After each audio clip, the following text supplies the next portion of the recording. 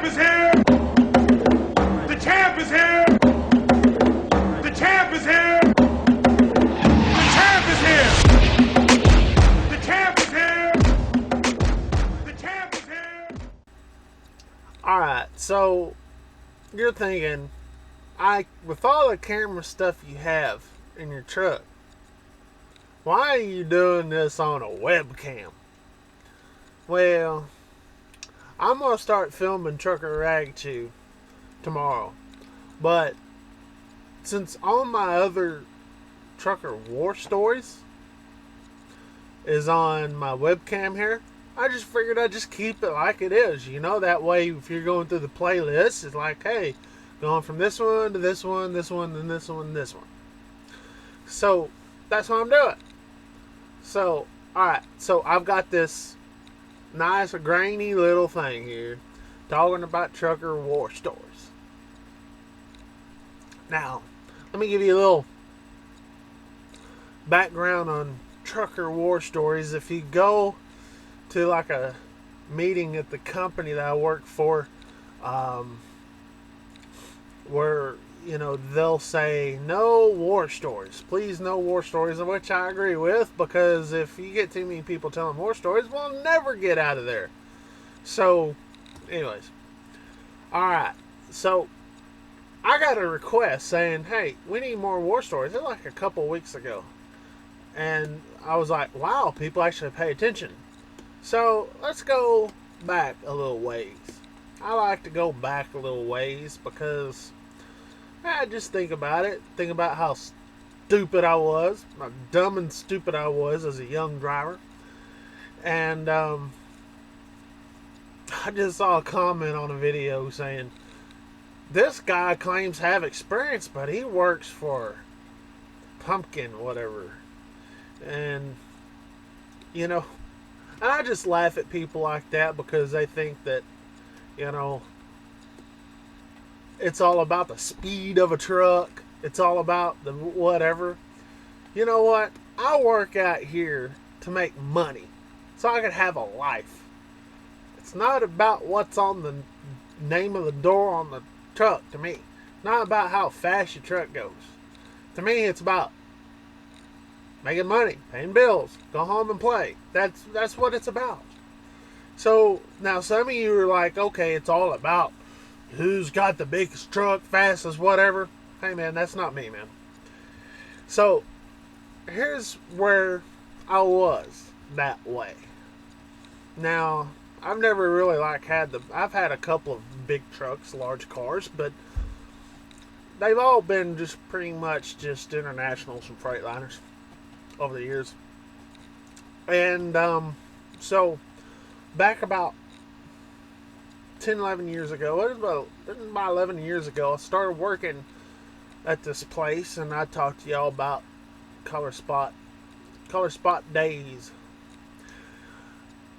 Well, I want to tell you about the Black Dog. Now, y'all seen the movie, right? Black Dog, and y'all think, oh, that's a bunch of, oh, that's a, you know, and I kind of thought, well, you know, I've seen that.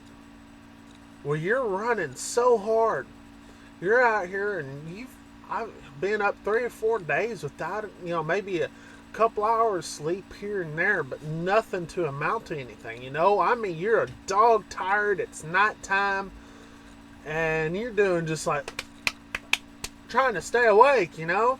And I think a lot of drivers been through that's been in the industry for a while. And so, man, talking about the Black Dog. Now, when I seen the Black Dog, I don't know what you call it. I didn't see a dog. You know, if you've seen the movie, you know, it showed Patrick Swayze there running down through there, and it's dark, it's raining, and here comes this dog running across there, and he's trying to stay awake, doing that number, you know, and he sees this dog running, and it comes and gets him, you know, with the big old teeth and everything, and he swerves, but he hits the vehicles, and I guess he kills people who are on the side of the road there. And that's kind of like the reason why he was in the penitentiary or whatever, and he got out. Um, so I never saw that.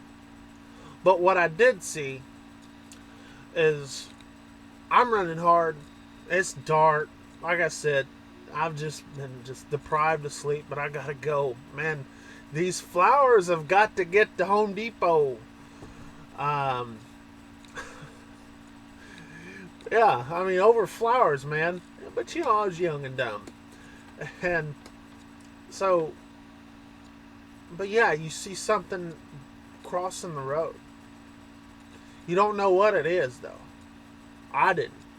I just see something, and it catches my attention. It's like, whoa, whoa, you know. And usually, I'm good if I fall asleep somewhere, like an off ramp or something. And down here, you can, but in Texas area, surrounding states, especially back then, you could. So I get maybe 30-minute to an hour of sleep, catnap, and that would be good to get me another 4 or 5 hours. If it got me to daylight, I'd be a lot better. Daylight, it helped. Daylight helps, but at night, man, I don't care if you've been asleep for 10 hours, man, at some point in the early morning hours, like 3, 4, 5 o'clock in the morning, it'll still hit you. But I was talking to my friend, Bob, a co-driver, and oh yeah, he works for this big company too that, you know, I'm not supposed to drive with all this experience, but yet he's got over 40 years experience driving trucks. And okay, that works for you. That's how rookies, you know, rookies saying, hey, he drives for so and so, ha ha ha. When you got people that's out here to make a living, actually work and actually do very well. Anyways, side note, don't want to get off on that. This guy that I work with, got over 40 years experience. He's up to retire. He told me he's going to retire this year. He's closing on a house. They're building a house for him and stuff like that. So after the house is built, he's going to go ahead and maybe get like a local job or something like that and work like part time. But and just go on retirement because he's in the mid 60s now. Well, anyways, he was sitting there talking about the same thing I was talking about, the black dog. And we were just sitting in there, just shooting the breeze and just, you know, telling lies. That's what truck drivers do. And we were sitting there talking about the good old days. And good old days to me, you know, 12 years is a little different than someone who's got 40 years.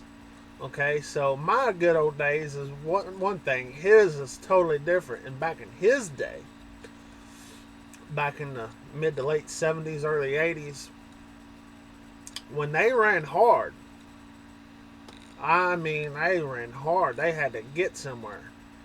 Turnarounds, and they would talk about popping pills. And I would sit there and talk, and I was just like talking about black dog, and I was like, Bob, you're going to think I'm crazy. But this whole black dog thing, I don't know if it's a dog or whatever, but I see something crossing the road. You know, I saw past tense, you know. I don't see that anymore. I don't even run at night. I'm one of those solar power guys, you know, those wimps now, right? But he's sitting there talking about, dude, black dog, I seen Indians dancing in the road. I seen aliens up there, UFOs landing in the middle, in the median, dude. Yeah, he's from like New York. That's where he's from. He don't live there. He lives down there in Texas now, but that's where he's from. So he's kind of got that Yankee accent. So I always help. He's older. Got a big thick mustache too. He's good. Good friend of mine. But he's sitting there talking about that. He's like, yeah, I was taking some pills too when I saw that stuff. But you know, it's out there, man. I don't know if I covered this in the Color Spot Daze stuff, but the Color Spot Daze, and even with a couple of companies after that I didn't really care for too much, there was a little bit of Outlaw in there, but really then, because it was like springtime and you had all this product that needed to be delivered. See, I didn't work for a carrier. I worked for the nursery. So it's a little different. They're not trucking. They're just wanting to get the stuff to the store. They don't care how you get them there. Just get them there. And so, and they would lease trucks is what they would do. And so I would just like do my best to do what I did. And I didn't take pills or whatever. I had energy drinks and stuff like that, and just every little thing. But you know, when I got way too tired, I would pull over and get a little bit. But we got paid by the hour, and freaking 100 hours a week. You could do it, man. You could do it. But yeah, Outlaw Daze, man. I remember my boss saying, "Hey, I need a logbook from you. I'm missing a month's worth of logs from you." Like, I didn't do any logs for a month. And so I would go right off duty for 31 days. And she goes like, "Okay, that's good enough for me." And you would wonder how I got around DOT. Grandma's house. CB radio. Watch my speed when there's cops around. And CB radio's the only way to do it. Let's see. I would get with other trucks as well when I would, go above the speed limit. Back in those, it was 65 down here in Texas for everybody, really. For trucks, basically. So if you wanted to go faster, like 75, 80, 85, don't do it by yourself. Get in a pack of trucks. And that's the way we do it. And, yeah, I always kind of look back up and smile and reminisce a little bit. But I hated those days, man.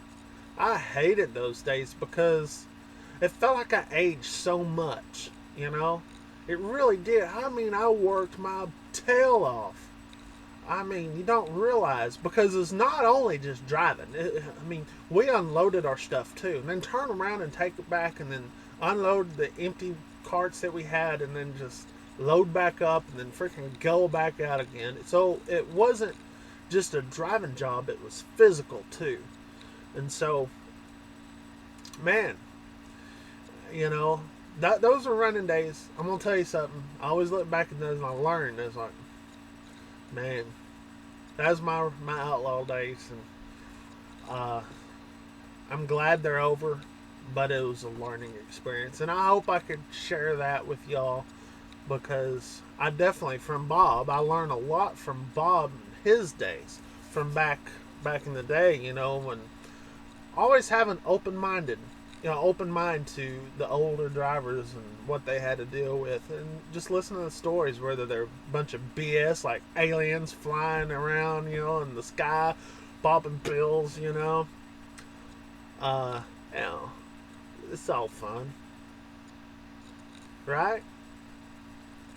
Wasn't then. I was like, wife would say, "Hey, before you do anything else, you take a shower." I wouldn't take a shower on the road. Wouldn't have time. I'd get to the house like 4 or 5 days later, not a shower. And I'm talking about unloading, sweating, and everything. Take a shower. Wearing the same clothes for 4 or 5 days, too. I'm telling you, I am not joking. That was tough stuff. It wasn't all year long, though. It was like, out of a 12-month year, it was probably like that for 6 months out of the year. And then the rest of the time, it was like working, 70, 80 hours a week. And now we didn't work.